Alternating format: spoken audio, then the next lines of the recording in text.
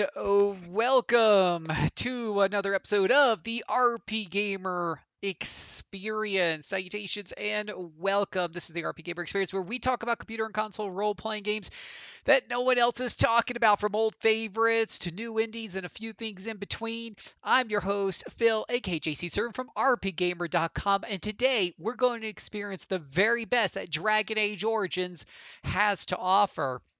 If this is your first time here, welcome to the show. RPGXP is an interactive show. That's right. As I'm going through the stuff and going through the games and stuff, you can leave your comment. You can write along the side wherever it's at, your comment section, the chat section, and you can get your thoughts in there, or you can ask questions, and you can be part of this 1 hour show, give or take a few minutes, where we're covering Dragon Age Origins. If you've played it before and you have some passionate thoughts you want to share, get it in there and it'll be read at the appropriate time as we get towards the end. If you got questions while I'm going through the gameplay, ask them and I'll answer them to the best of my knowledge here. But we want to get you into the experience, and this will be saved for all time on YouTube as part of our ongoing RP Gamer experience. This is the first season, the Age of Dragons, as we like to call it. And we're finally playing on the third show. We're finally playing a Dragon Age game. So yeah, super excited to be talking about. Haha, had to look at the camera. It's a Dragon Age Origins over here on the side. Dragon Age Origins. But first, let's say hi to everybody in the chat channel. Hello, Moogle and LOL Whoops and Gazito. Welcome aboard. Yes, I do have the expansion. In fact, it pretty much sells together all nowadays with some DLC, and the such. Hey, and it's Gazito in the house. Awakening has so much background story for the later games. It does. But first, let's talk about the original game. Initial release on November 3rd, 2009. Developed by BioWare, of course.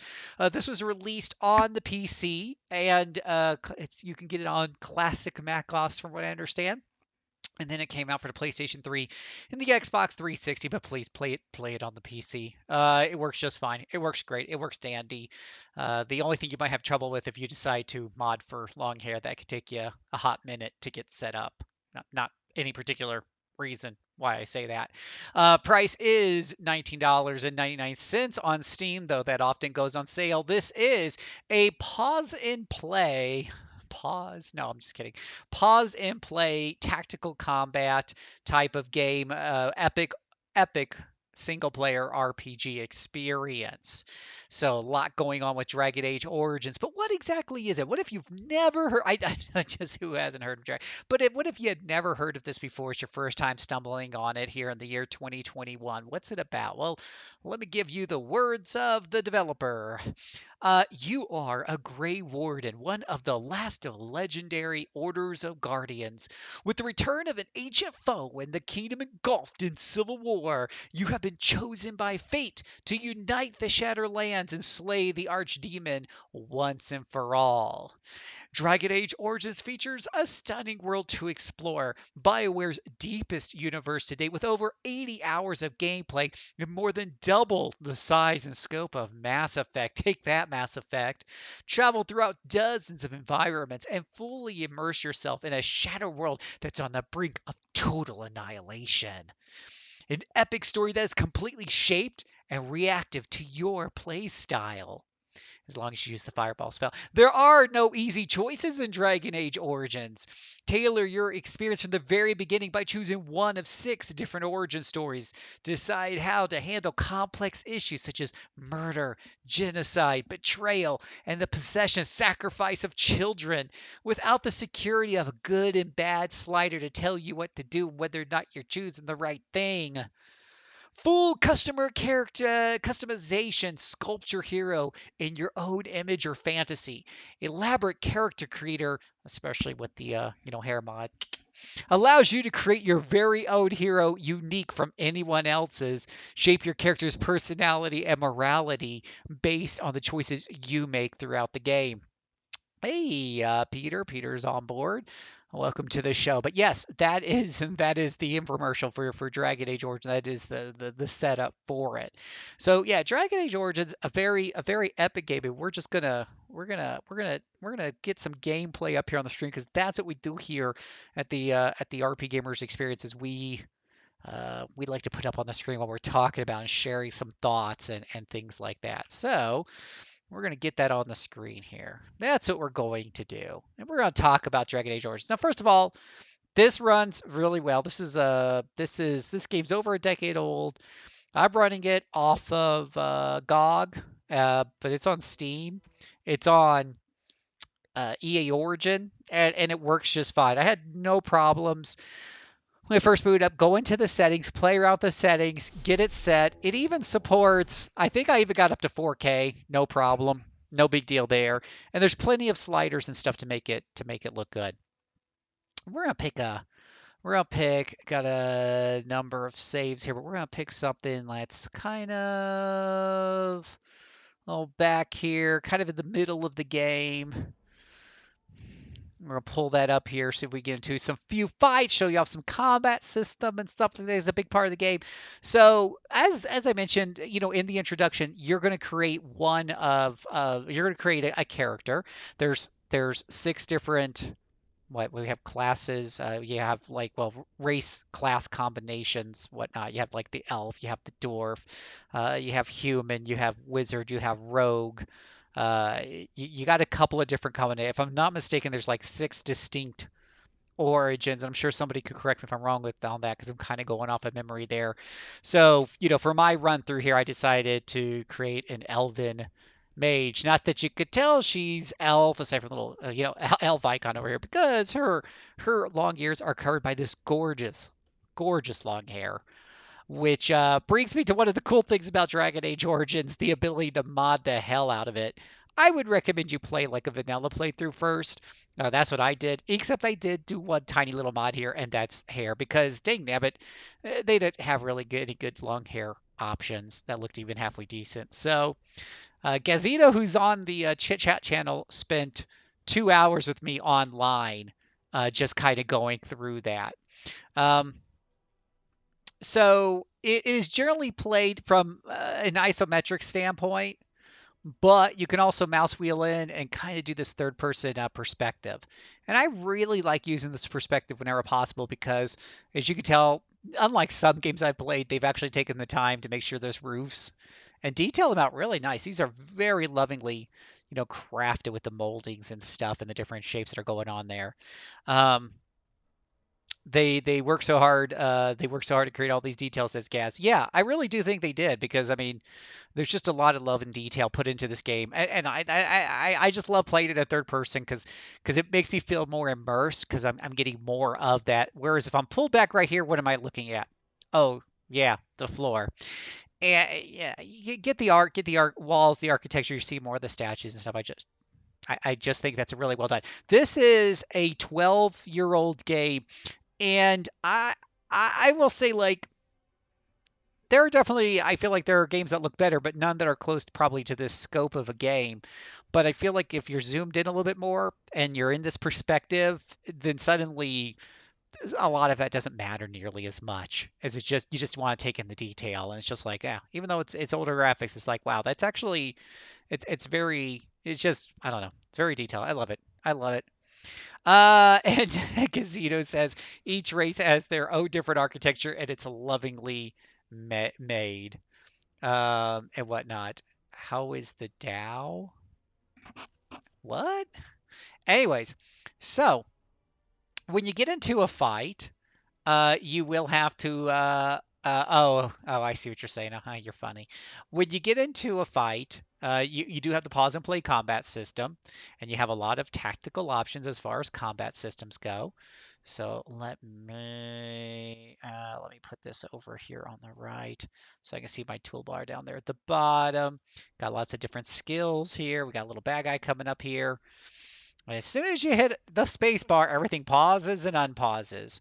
And you can control your main character with the keyboard like you can in the third person, or you can kind of zoom out to the isometric and click on the ground. It's pretty seamless how that control works. Works really well.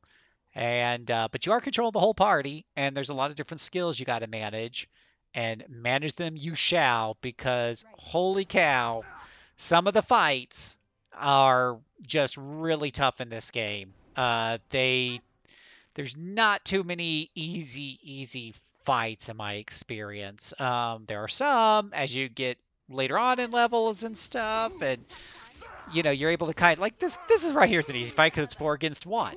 So just kind of pull my leader back, let everybody just gang up on him. Oop, there you go. Not a big deal. But I'm sure that we're going to find some big fights along here, and then it's going to make that one look like a cakewalk, um, and whatnot. Oh, yeah, we had to go back over here, I believe. Let's take a look at the old map. Yep, we got to do these side areas first. But yep. So you've got other companions. You'll make your first character, and you will pick up other companions along the way. We have Liliana, who is a rogue thief type of character who's very deep into her faith. We have Alistar here, who's kind of like the wisecracking guy with some paint underneath his tough exterior. And then we have Morrigan, who only believes pain is really good for inflicting on other people. She's just yeah, she's a culture of one. She's a cutie. Very very difficult to make happy. That's for sure. I can't ever make her happy. It's a good thing I don't care about romance. You can do romance in these games. From what I understand, I don't really have not gotten much into that. I think Alistar was trying to come on to me, and I wanted none of that. So, but yeah. So as you're going through the adventure, as the description kind of pointed out, you will be making some tough choices. And in fact, Azito, who was watching me, who has played this numerous times, was very excited every time he saw me come across one of those more difficult choices. And the description talks about the fact that there's no morality meter, so you can't just keep like with Star Wars Knights of the Old Republic, one of their earlier efforts, right? There's the dark side and the light side, and every decision you make moves the needle left or to the right. And if you were just going for the light side or the dark side, well, if it moved it the wrong way because you picked the wrong choice, well, you just reload the game, no big deal. But it made it feel very, very binary. And the fact that, you got to the end of that game and you could just basically choose to flip sides didn't really help things out any. Still an awesome game. We should do Knights of the Old Republic sometimes. Ooh, this looks like a dangerous room. Books. You think any of those might still be readable? Huh. I thought there'd be a fight in here. I swear there was a fight in here before. Huh. Oh well, what are you gonna do? No fights. So here you don't have no big morality system meter. You do have what's really interesting, and I think is a really cool thing, is what you have in real life. You are surrounded by people who are constantly judging you. That's what they do. That's what these guys do. Every time I talk to somebody and I'm talking to a leader or a ruler or a peasant or whatever it may be, and I have to make a tough decision, I've got the peanut gallery back here quietly judging me, and you'll see approves and disapproves pop up at the bottom as they all sit there and silently judge every single choice that I make. It's quite rude. It's quite rude. But it is cool because that's kind of like real life, right? You make decisions, and the people around you think that you're either awesome or you're a horrible human being because they're judging you based on their own moral compass. So that is done really, really well in this game. The you will be making decisions, and that will also determine who's in your party. Oh, here we go. Here's a nice little fight. So we got a couple of people over here, and the game automatically, I got it set to automatically pause whenever I get into a little bit of a rough situation. And the one thing about these fights in Dragon Age is so, as soon as the fight starts, you can kind of see here on the radar, and you can see it in front of me. There's two bad guys here, right? Never ever take it for granted that there's only what you see on the radar and two people in front of you. Because usually what ends up happening more times than not is every time I spring an encounter, suddenly there's five guys behind me. And I was just there. Where did they come from? Who knows? It's magic. Magic explains everything. These guys are hanging out in this frozen thing just waiting for me to come in. It's fine.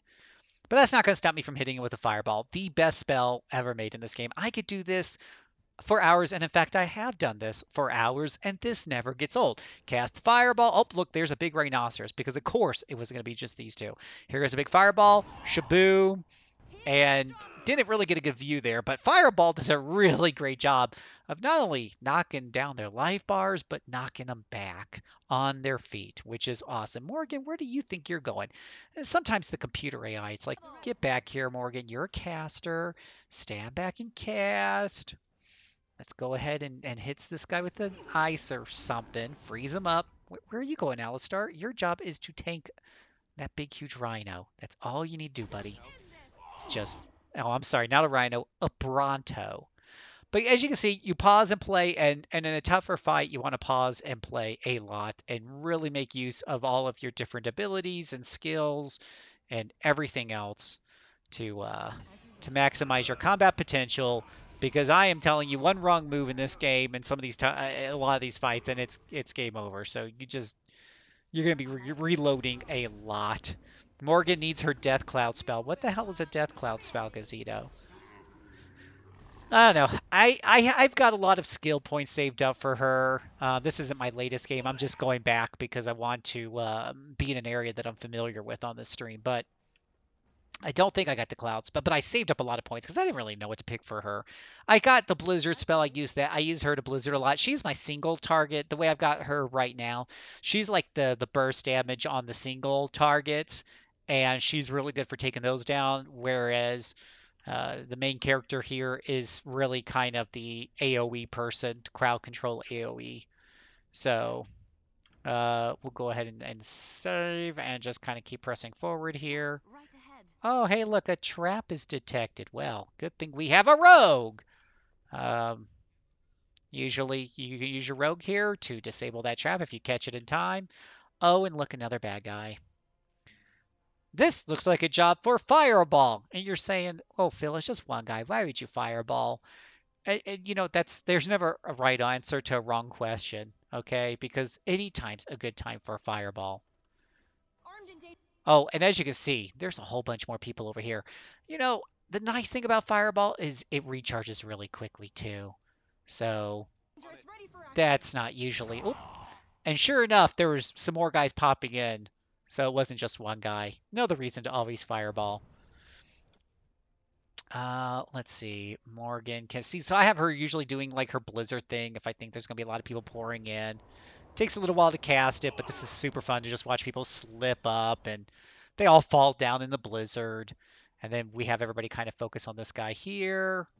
We'll bring back our wizard leader. We'll zoom out. Sometimes you have to zoom out so you can get like a better, better angle to kind of tell her where to go.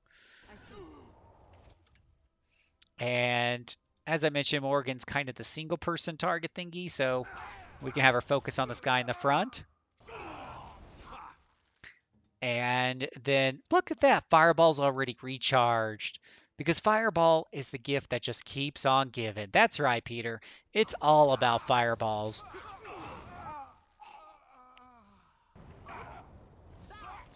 Oh, they're just sitting there being frozen and getting fireball to death. It's almost not fair. Almost.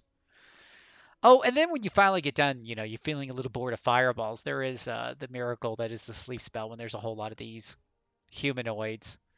Unfortunately, some of these spells you pick because they look really cool, like sleep. Sleep is an AOE spell that does what it says it does, but there's a lot of enemies that are immune to it. Where is Alistar? He is laying on his back, letting all these guys come through to my wizard. That is very rude, Alistar. It's so hard to find a good tank these days. We're gonna see if we can retreat here.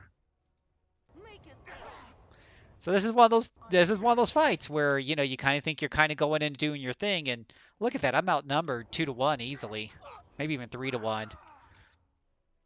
Pull back, have them attack the weak guy here, and see if we can get off another fireball. And sometimes I get a little greedy with the fireball and I hit my own people.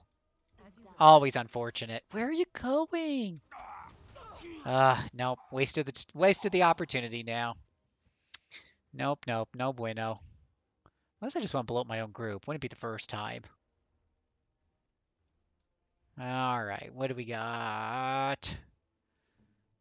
We will ice ball and lightning and let's see. We will try to take him down. Boy, we're not doing so great. Try to heal her up. I don't know if I can get. Let's see if we get another fireball off here, just because we can. Yeah, why not?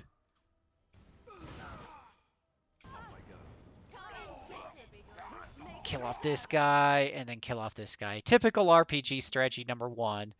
Always reduce or always try to kill off those weaker guys because they hit just as hard as a guy with full hit points. So you might as well finish him off. And Alistar spends more time on his butt.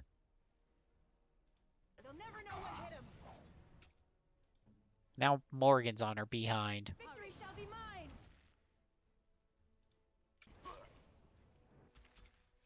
And I'm out of mana. So we're going to use a mana potion there, and we are going to try to have her get get rid of this guy with. See, these three spells in a row. Vulnerability Hex. Well, I have these three in a row.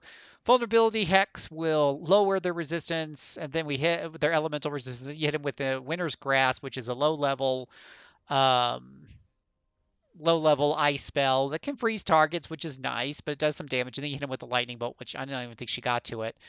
But that triple combo right there will kill most enemies pretty fast. Anything that isn't like like a boss or a captain or whatever. We still have some enemies, I think, back in that room. Plus, we have this guy over here. So let's go ahead and take him out. I thought there was some more in that room. I don't think we killed them all.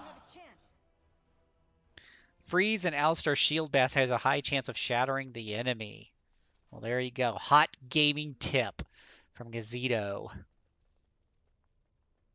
So we got more enemies over here. I'm thankful that they didn't like all swarm out at the same time, because that's like exactly something this game would do. Now, you have different options though when picking, and that's one of the things that makes, as far as the combat goes of this game, very interesting. You choose how to approach this problem over here, and I would say before every fight, because one wrong decision means a quick and painful death. Um, but I can make that box bigger. What do you know? But you could have somebody go in here and draw them back over here. So, as they're all running in this direction, coming after the Taunta, you let loose with a fireball, already have an ice storm spell going. You can kind of set them up. Having the whole group rush around and run into the hornet's nest may not necessarily be the right call. So you got tactical decisions to make, especially since we have like this kind of long hallway to work with. And I come up with these ideas and they're not always the best, and that's why I would always say normally to save. So if we have, let's say, we're going to have the wizard lady here taunt. Might be able to just taunt him with a big old fireball to open up the party. Nope, I think we've already aggroed them. Yep, here they come. So we're going to pull them back here. We're going to go ahead and have, because it takes a while to cast this spell, so we'll go ahead and have her cast that blizzard spell. It's like a very long cast. Most things in this game happen very quickly. If you're used to playing Baldur's Gate or Icewind Dale, you'll be surprised at just how quickly this game goes. You will be hitting the spacebar a lot more often. Coming from that game, that was a big adjustment for me. A big adjustment. It took me a number of hours to get used to the fact that in this game, things happen a lot faster. In Baldur's Gate, which runs off of the idea that comes from Dungeons and Dragons, that every round is 6 seconds. So basically, every 6 seconds of real time, your caster can cast one spell. In Dragon Age Origins, you get off 3 to 4 spells in 6 seconds if you do one right after the other. So, and see, that blizzard right there is really slowing them down, causing some problems. As they come into range, we can hit them with some of our abilities like uh, scatter shot, which is going to hit the first guy with an arrow and then hit everybody else near him. Give it our distance attacker sometimes to distant attack. Really, it's just giving Fireball another chance to respawn. Wonder if I could hit him with this walking bomb. So this is one of my favorite spells. Walk. This is an early. Whoa, whoa, whoa! Wait, wait! Gets way too close though. Fall back, fall back. Walking bomb basically plants a bomb on somebody, so they will explode and hurt all of their friends. It's really great. Watch this.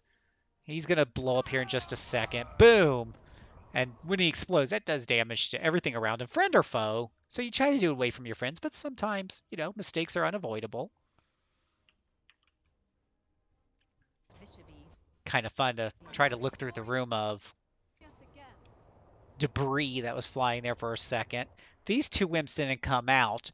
Um, so that kind of ended the combat right there. But you can see by pulling them back, by planning that out, instead of just rushing, and I would tell you if I rushed in, I'm not sure I would have survived. It is very easy to get overpowered in this game. You've got to your tank guy does have a couple of moves to try to grab the enemies. Alistar here has a couple of moves to kind of grab the enemy's attention, but it can be rough. It can be rough. They'll just run right past them, go right for your mages, and people start keeling off before you even know what happened. So it's it's good that you approach those combats, with all that stuff in mind, with tactics in mind, and thinking through each situation. There is a lot of combat in this game, a ton of combat. Oh my gosh, so much combat. Just this dungeon right here, which was part of a storyline, which I won't get into. You can experience the stories for yourself, and you should. But this dungeon right here goes on. I think for me, it took me a couple of hours, just one fight after another. Pick up some treasure chests, of course, along the way. A little bit of dialogue back and forth between the characters, but just a lot of fighting. If you don't like the pause and play combat system, well, the bad news here is you got a lot not to like. I suggest if you don't, you should still experience this game, but you should consider doing it on easy. And that will make these things go by a bit faster and easier. Oh, Alistar got a little bit too close to that fireball, but you got to see the visceral effect. Boom! As those guys all went fall into the ground. That was just great. That brings a tear to my eye. And then, just for extra kicks and giggles, we'll go ahead and put a bomb on this guy. Why? Because we can. And then we're going to have everybody focus on him because it doesn't blow up until he dies. And we're going to get our mages back because they don't exactly got a lot of hit points for absorbing that stuff. And just watch this, guys. He dies here. Boom! He explodes, and there's grape jelly all over the place. And yeah, Alistar probably not the best health at the moment, but it's good fun. Alistair's a champ. He'll take it. He'll take it. Now you can pick up. I got 4 characters here. You take 4 characters out with you whenever you go into the dungeons. Oh my gosh, I've aggroed more over there, and that's how these situations, by the way, go downhill real quick. You think you cleared out the room, you go back. There was more in that room than what I first thought, and then there's more in the rooms over there. So suddenly this becomes a big fiasco. But there's other companions as well. I wonder if I could load up one of those. We could just meet them real quick. That would be nice. Da, da, da, da, da, da, da, da, da, da, da, da. See if I can walk out to see if I can walk out to camp. But there's a lot of different characters, and you can pick and choose who you want in your party with each outing. Like here's a couple of the different characters. We have Zevran, the assassin would be elf who tries to kill you, but of course you're the hero, and if you died, the game would be over. So not a big deal. I wasn't trying to say that, Gaz. I'm further along in the game than that. I was just picking a dungeon that I had already beaten and could do pretty easily. We have Shale over here, a golem created by a wizard who has sentience on her own and has a very interesting perspective on life. Some really, really great stuff. And then we have Win here, who's another wizard. But oh, hey, and look, bad guys over here. But you get to pick who's in your party and take them with you whenever you go into an outing. You get to mix and match. And one of the real treats um, of this game is what is it? One of the real treats of this game is you got a lot of dialogue in between the characters as you're walking around. They'll chit chat with each other. I love to turn up the volume and just hear them going back and forth. It is so well done, and it really pulls you into the experience of being. It's almost as if you're sitting around a D&D table. With people who are really into their characters but smart Alex at the same time. It is really well done, and it's a delight just to listen to those interactions. The characters are really well voice acted, really well written, and you're probably I will tell you, I think I cared more about the characters and finding out more about their backstories than I did about the main plot overall about Grey Wardens and demons and politics and people not getting along and nobody would wear a face mask.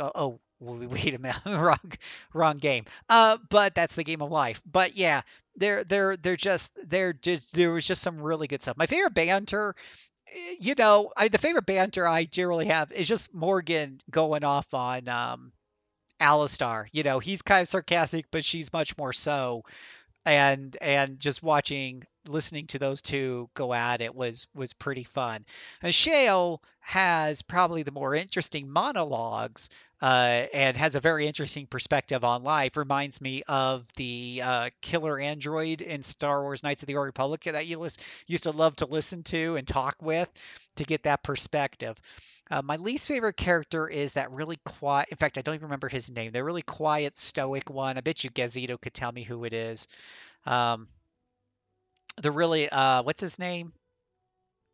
Gazito, the really quiet stoic one that you get early on, that you it was trapped in a cage and you kind of get him out. Sten. Yeah, Sten is boring. He's just a he's yeah, it took me a second. He's just he yeah, no. I didn't much care for him. I almost never bring him in the party cuz he's about as much fun as bringing a watermelon. Uh, he's just all wet inside. So, yeah, but there's a lot of different things, a lot of different characters going on there, so a lot of fun things going on. So, I want to take. So we're gonna before we continue, I want to ask those people on there that are on the chat. This is your time to start getting your final thoughts. If you want to write a paragraph or two and put it in the chat, I will read it on the air to tell everybody what you thought of this game. If you played it before, if you have any last minute questions, this is the time to ask them because I'm going to go through a couple things and then we're going to wrap it up. So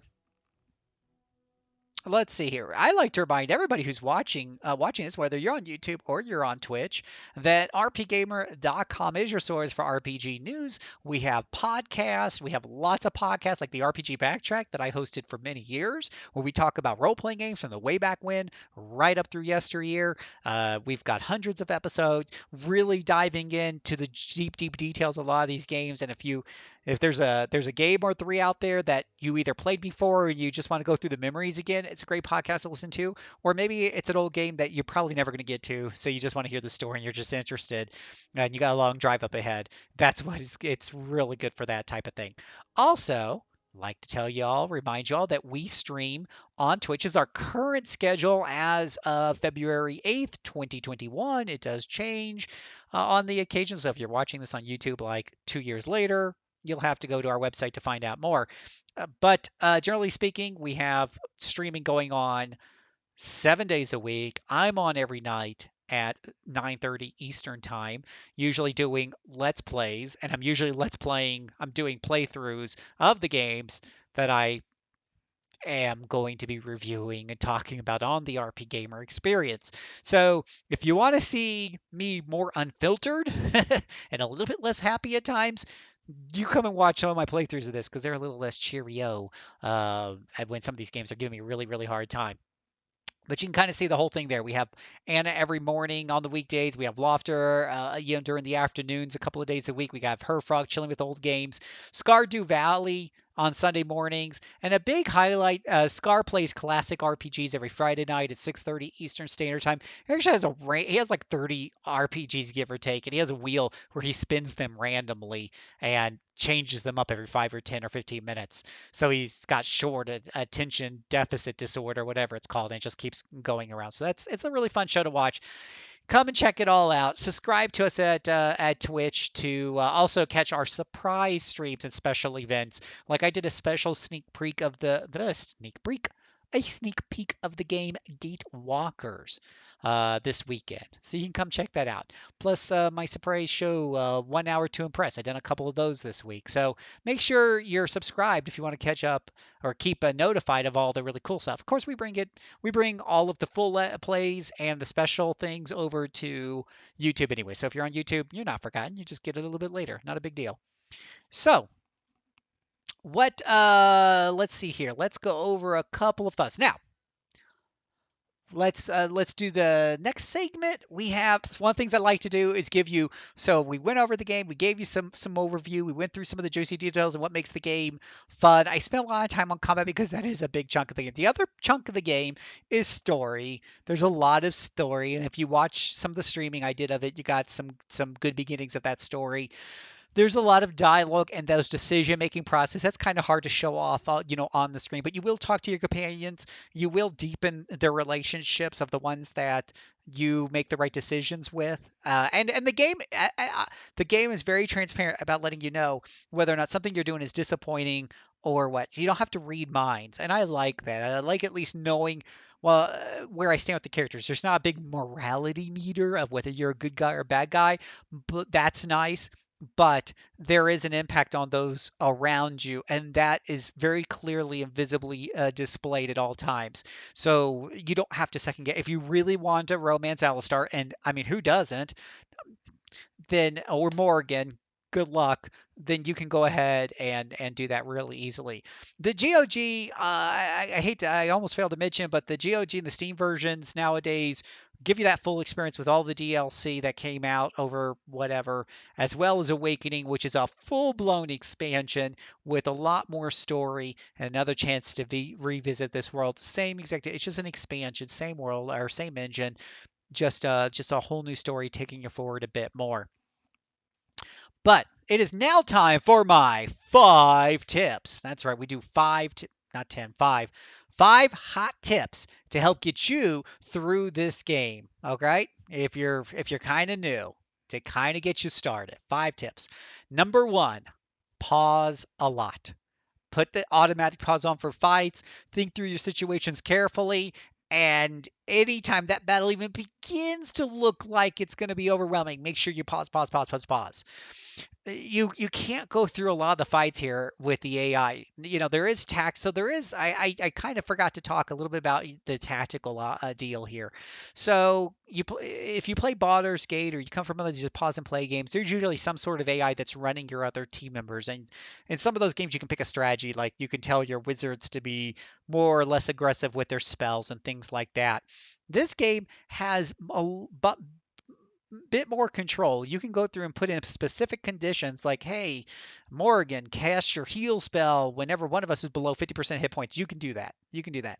And you can set up some pretty decent commands that work decently. And I say decently, I feel like Final Fantasy 12 does it a little bit better if you played that game with the Gambit system, but it's not too far off the mark there. It is definitely a lot more control than, let's say, a Tales of game where you can just pick an overall strategy. No, so pausing but because that those tactical whatever commands you put in combined with the computer's AI isn't always the best. It's important that you keep a quick finger on the pause button. As you saw there in that one fight, Morgan, who's a spellcaster, decided she was going to rush forward into the heat of battle. And that's because I set her to basically cast her ice spell on the weakest opponent to help finish them off. Great idea. The problem is if the weakest opponent's slightly around the corner, she needs line of sight, she will automatically position herself, even if that puts her right into the front of battle. So whether those AI commands are turned on or turned off, you will end up micromanaging, quite a lot. Number 2, crowd control is key. Crowd control is your friend, and that's why the real fun with Fireball, or the real effectiveness of Fireball, isn't so much the damage as it's the fact that it blows everything back, and even enemies that are resistant to fire tend to get blown back. It's really effective for that. But there's other crowd control spells as well. Experiment, but keep in mind that crowd control wins battles. It's just so important. Number three, for me anyways, and playing in a normal difficulty, I struggled a lot in the first dozen hours. You just get so outnumbered so often. Getting exploding corpse was a huge help, and then getting fireball as quickly as possible was a bigger help. Once I got those two spells for me anyways, the difficulty of the game went from frustratingly hard to just pretty hard, more times than not. So kind of keep that up. Number four, tip number four. I kind of alluded to this earlier, but I'll kind of use tactical commands. Use the tactical AI commands to help take over some of the management of the team, but don't over rely on them. The game goes really fast, and there's four party members.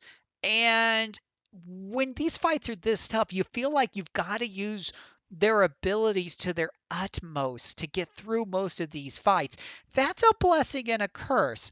But the tactical commands are there to help take some of that weight off of you, so you don't feel like you have to micromanage every heal spell, every firebolt spell, every ability that Alistar has. It's to help kind of take some of that out. So play around with the tactical commands and use those to manage some of the aspects of the fight that come up a lot that the computer can't handle. For example, computer is very good at just healing the weakest person, and that rarely gets your person in trouble. Whereas the ice bolt on the weakest enemy sometimes gets your character into trouble. So pick and choose and find out what works on you. Play around with the system you got to play around with to get the most out of. Tip number five, be ready to think outside the box. As you saw in the example I showed you there, sometimes drawing out the enemies is a really good idea. Sometimes rushing in is a really good idea. You got to feel each one out. You're gonna have to feel out those fights and get to know those enemies and the tactical situation that's giving you a hard time. Be ready to reload and die and learn from it and then go, okay, let me try that again, but this time let me do this. You'd be surprised how often that will help get you out of a tough situation. And sometimes some of the silliest things work. One time for me was kiting. Like, in other words, I had Alistar kind of going after the big guy, but he wasn't really holding the aggro. The monster, the boss, was going after my wizard, which was fine because I just kept my wizard running and only occasionally stop and shoot off a spell, but kept her running while Alistar just stat. I just had him sit back and just start shooting the bow and wear the guy out. Yeah, it's silly. It looked like something from, if you remember the old Benny Hinn comedies, but it worked. So be ready to think outside the box. And it's time for a bonus tip. Tonight's bonus tip. I've already kind of mentioned it earlier, but I'm going to say it again. Play the game in third person perspective as much as possible. Definitely for the tougher fights, you're going to pull out to that strategy mode, tactical mode, and pull that camera out and get people in the exact positioning where you need to. But for most of the exploration of the game, especially, put in third person perspective. I think you'll really feel more drawn into the experience. I wish somebody had told me that right from the beginning, because once I started doing it, I was like, oh, this is really cool. So that's your bonus tip. Bonus tip. So what are my final thoughts?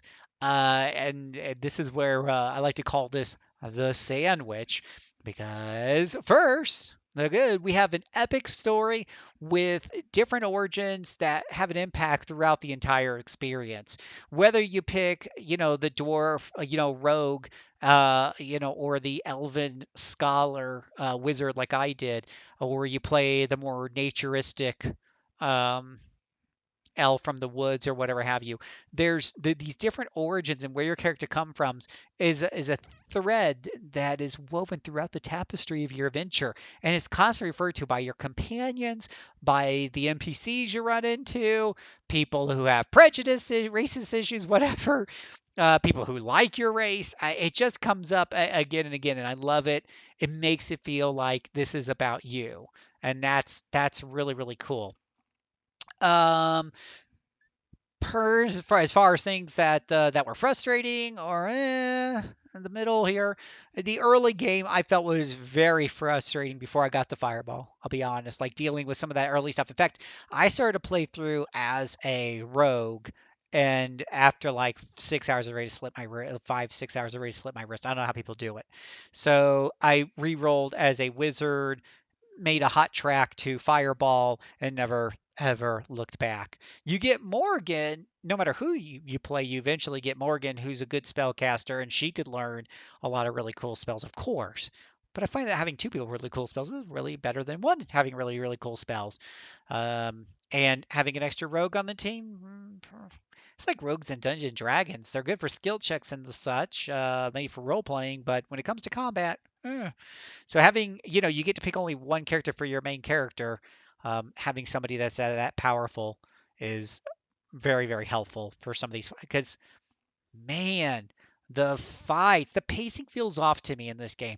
There was just some of these dungeons and stuff, just one fight after another. It's not just the fact that it's one fight after another, but these fights are really difficult. It's not unusual to waltz into a room and just get quickly overwhelmed, especially if you don't have a quick twitchy finger on the pause button. It's real easy for the AI to act, take one of your wizards and run for it because they're trying to do something that they're scripted to do just to run right into an enemy and get killed. And now you're down to three party members. And that gets, it's a domino effect once one party member goes down. Um, there's a lot of reloading and getting back into it and reloading, getting back into it. Could have been paced better. Could have been paced better. That's what I suggest. If you don't like that combat system, maybe just play it on easy. But getting back to the positive, again, the characters are so memorable. Memorable. They're just so good. They're just so good. It's worth taking this epic journey, if for no other reason, just to take this journey with them by your side and having them there with you and chatting with you and chatting back and forth. It's just a lot of fun and it's very memorable. I can't even remember the last time I had a game where I had so much cool banter going between everybody. It's just really well done. So tons of interactions too. I think there's YouTube videos where I wouldn't suggest you go listen to them before you play the game, but let's say you've gone through, you've got it out of your, you feel like you've gotten it out of your system, and you want to hear some of the more interactions you might have missed, or maybe you didn't take all the characters all the time. Go. I mean, yeah, there's a ton of them on there. It's really great. So also, I almost forgot to mention this. Kind of goes without saying. This is a more mature game. In fact, lots of blood, lots of stuff blowing up on the screen every time you blow up an enemy. I remember the first quest I had was against some rats, and I went to kill them, and my character came out all soaked in blood. So if that kind of stuff bothers you, kind of keep that in mind. There is swearing, there is weird sex, very weird, very uncomfortable. Not weird because they're always wearing underwear. I kid you not. That's just a weird way to do it. But that a lot of adult themes. So there's my disclaimer there. Whew. But that's it. That's our RP Gamer experience for Dragon Age Origins. I hope you've enjoyed this. Hang out here if you're watching me on Twitch tonight. You're going to see the credits come up and everything here shortly. Hang on, because we're going to be starting a brand new playthrough starting tonight of Dragon Age 2. I've got a special introduction made up for it and everything, so you don't want to miss out on it. So definitely hang on tight if you're watching on Twitch. If you're on YouTube, well, the show is coming to a close. I stream again on Twitch every Monday through Friday at 9:30 Eastern time as it stands now. And as a reminder, the RPG XP is a production of RPGamer.com, your source for news, reviews, videos, podcasts, and oh so much more. So go check it out, rpgamer.com. Follow us on Twitter. I'm at JCServant at RPGamer as well. And join us at Discord, rpgamer.com/Discord, to join on the conversations as we talk about this stuff all day, all night long. We just don't sleep. We just don't do it. We have a channel just for the RPG XP where we talk about the game. Like I'm going to be playing Dragon Age 2. It's a great place during the day. We hang out, we talk about our playthroughs. Come join in on the conversation. Help shape the future shows. Help pick the future games I'm going to play. You're more than welcome to come and join in on the conversation. Our next show, which I will probably record next Monday if you're on Twitch, episode 4 of the RP Gamers Experience, is, well, let's just say I believe in the heart of the cards because I'm going to be taking you through the experience of SteamWorld Quest Hand of Gilgamesh. That's going to be on Twitch February 15th. It's 9:30 Eastern Standard Time, and then later on, it's going to be coming up to the YouTube channel. So I hope you can join us then. Until then, my name is Phil, aka JC Servant, your humble servant in adventuring. Signing off. Have a great evening.